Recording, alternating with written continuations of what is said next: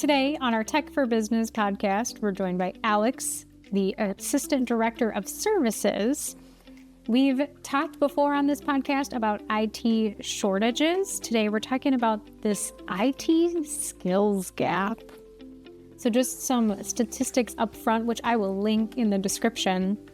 I was doing some research and I found someone saying 6 out of every 10 large enterprise having reported experiencing skills gaps. And then another one saying 75% of IT decision makers have identified skills gap with their IT staff. So Alex, is this something you are seeing out in the field when you're working with businesses, when you're working with IT staff out there? Are you seeing this skills gap, or is this news to you? No, we're definitely seeing it and hearing it a lot lately. Where you see it the most is what we call as like silos. Engineers get put into silos. I just do networking. That's all I know. I just do help desk tickets in the sense of end users. I do cybersecurity, do nothing else. The industry is going into a lot of silos. The bigger networks you get in, the more siloed everybody gets.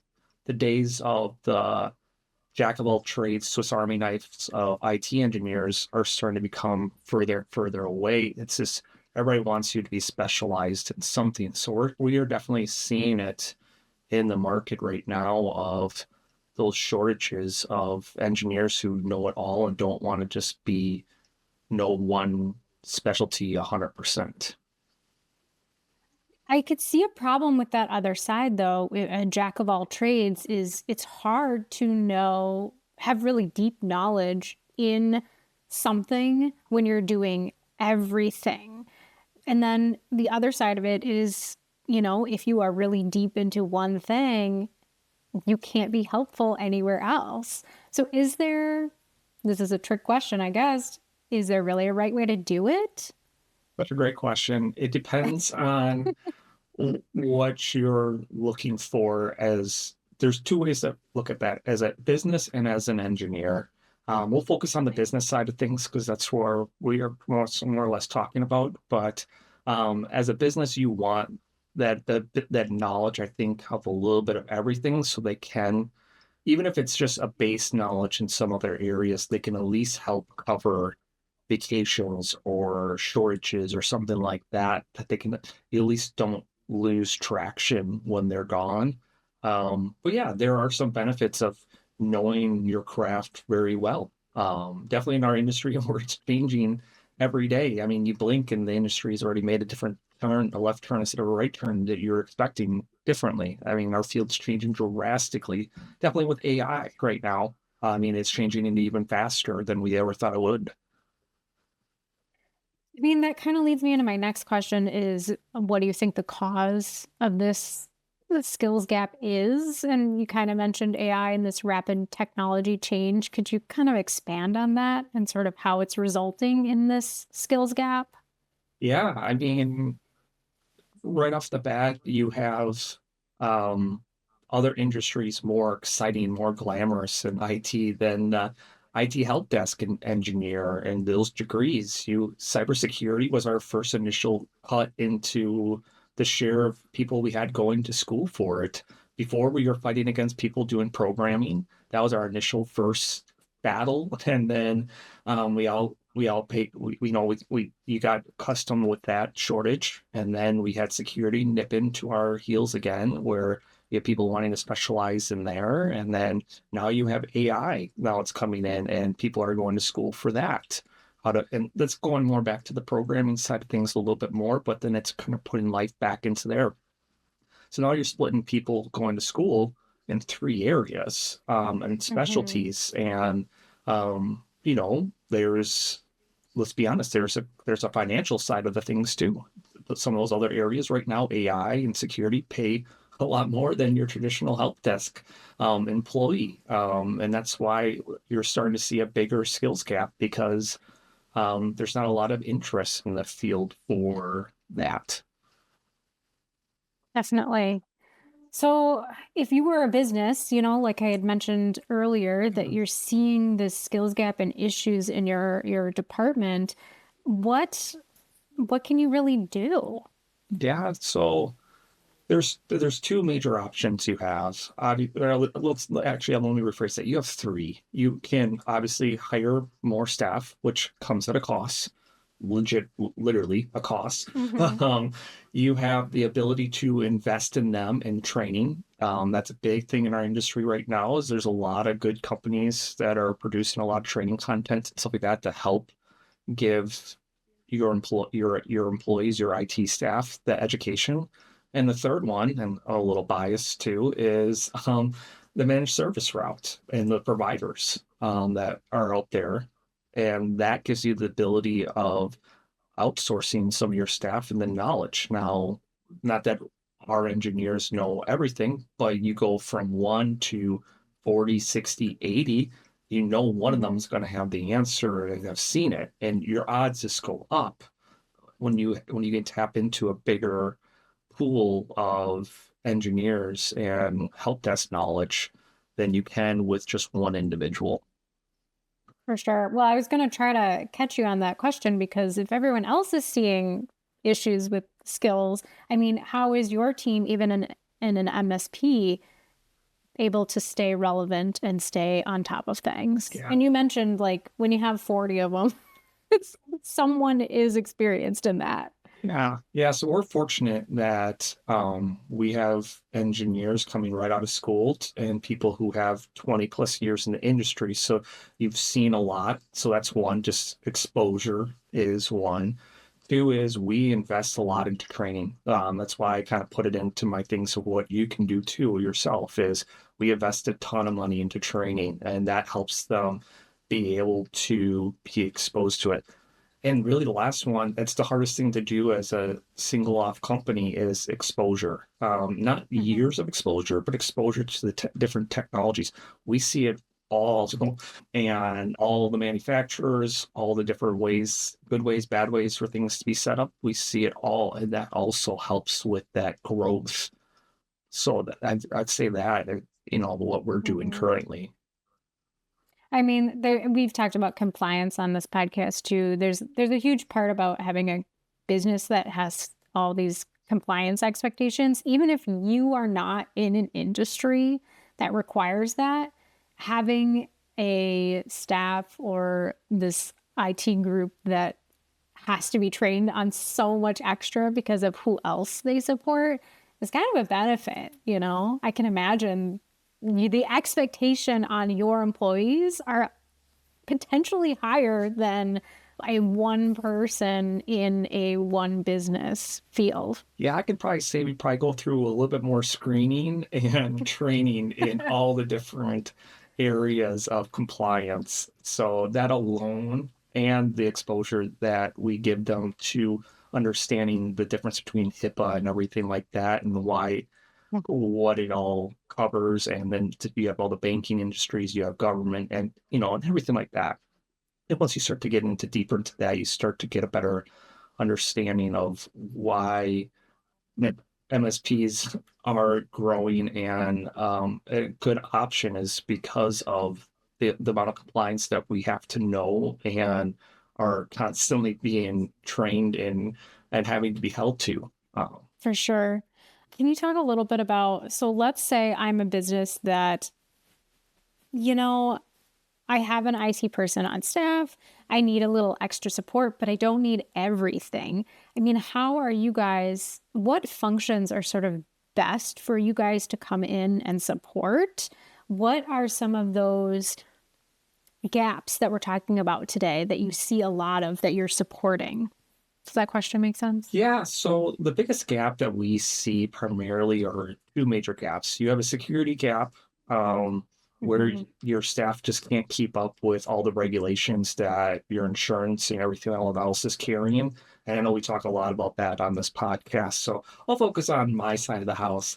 And that's really networking. Networking is the Yeah. biggest hole that we see the most is you have a lot of people that can help an end user who is super personable. It can help them with printing issues and setting up a new computer and all that stuff. When it comes to understanding the delicacies that come with networking, making sure that they are secure and set up and functioning correctly, that is the biggest hole that we see because usually that's networking is one of those things that always ends up getting siloed to an individual person or department. And that's the hardest thing that we see when we work with partners is that's usually where we pick up a lot of knowledge. And the other area we do is they have a lot of entry level or level one engineers and they want escalation help. They want somebody Hmm. who can do higher level things or can just sit there and grind on a problem a little bit longer than their staff member who's got 30 people lining out their door. We can definitely help with spending a little bit more time on an issue, working with a vendor and stuff like that. For sure. Do you ever assist in like upskilling IT staff? Like, do you ever assist with like training or sort of getting that IT admin back up off the ground? What an interesting question. So we partner with a lot of companies and their current IT staff, and while there's not probably formal training, we definitely can help them with them shadowing along and seeing us. And they have access, like how our engineers learn, is based off of Mhm. ticket notes and seeing how a problem was resolved and everything like that. And they can read a lot into there. It's not that we're opposed to it. It's just usually they go, you take care of this, we'll stay in our Yeah. lane, you stay in your lane kind of thing. And it's but yeah, there's definitely the ability for them to get trained via us Hmm. by just seeing what we're doing. For sure. So we've talked a lot high level kind of business. I would like to focus a little bit more on the IT engineer and, you know, what if a business doesn't have it in their budget to do an MSP? I mean, how can that IT admin really advocate within their company for what they need and what training they need or what resources they need? What a great question. First is becoming informed. Know what Hmm. you are looking for. The greatest asset that we give our engineers is not only what certification do you want to get, but why? What is the benefit of the certification that you're going to get out of it? Is it just exposure? Some certs are really just more of an exposure to the topic or the technology or the theory behind it. And then there's other ones that get so detailed into it that make you certified and help you with relations with that vendor that also happens. So understanding what you're hoping to get out of the certification is going to be the first thing. And then helping the business understand what that return is going to be. If I get a general certification and networking, what is my return to the business versus if we'll pick on Azure. If I want to get more certified in Azure, well, now you're fine tuning yourself a little bit deeper into a tool. What are you Hmm. hoping to get out of it? Are you hoping that you guys are eventually going to go to that area and you're getting trained in it? Are you positioning the company in that direction? So kind of knowing what you are kind of hoping to get out of it is going to help you sell this upstream and just being informed. The more knowledge you have, the better it's going to be when you go into that meeting and ask for that money. Certifications could Hmm. be as cheap as $300, could be a couple $1,000s. So being informed on that as well helps them understand, well, if we invest in that, well, it's going to be a lot cheaper than hiring another staff person to help do it or outsourcing or augmenting the staff with an MSP. So it could, you come in informed with the money and what their return is going to be, that ROI.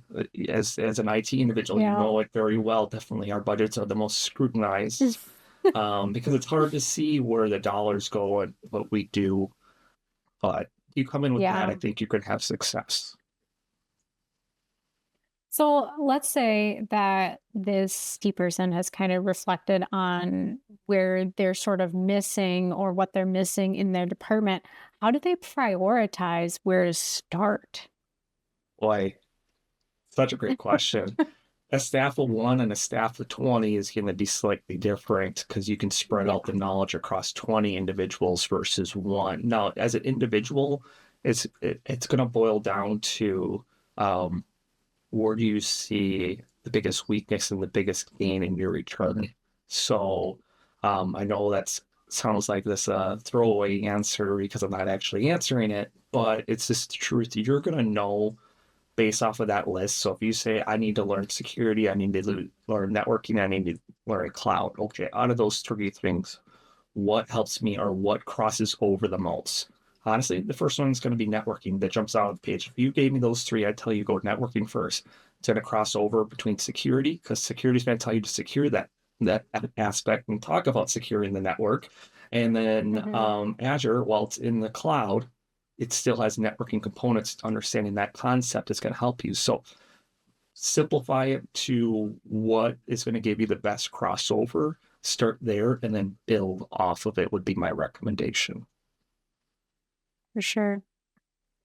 As we sort of wrap up, I want to give you a chance to share anything else that you didn't. And then my closing question is, how do you see IT or managed services evolving with all of this technology that we started off with? Everything is moving so fast. It's hard to keep up. How do you see it changing in the next year or 2 or 5? Yeah. I don't think we really missed anything. I think we covered a lot of good topics here. So we'll kind of focus on what the future looks like. Hold on. I mean, there's my short answer. Hold on. It's gonna be a fun ride. If you are somebody who likes that fast pace and the evolving, changing, it's gonna be a crazy ride here over the next probably 2 to 5 years would be my guess. Just based off of what I've seen and what you kind of see on the roadmap of where we're going. So I think it's going to be good experience for if you're looking at managed service providers and stuff like that. It's going to be where they position themselves. That would be my first question I'd ask is, where are you positioning yourself in the 2 to 5 year time frame? Where are you investing in your training and your resources? Where are they going to align with you? Those are the things that I would focus on if I was out there as a business owner. Or looking for help would be, where are you aligning? Where do you see the trends going? That's going to be very telling. I won't sell the secret sauce here, but we have definitely a direction that we're going in our 3 to 5 year picture that we are moving towards and positioning ourselves into to be ready for what we believe is the thing. No, again, it could go left instead of right and or something like that because that's how our field works. But we're going to be ready with what we believe the trend is going. Perfect. Well, thank you so much for joining us today. Yeah, thank you. Thank you for joining us today. If you enjoyed this topic, please let us know. Like, subscribe, or reach out to us at info@cit-net.com or head out to our website, cit-net.com/podcast. We'll be back next week with an all-new episode.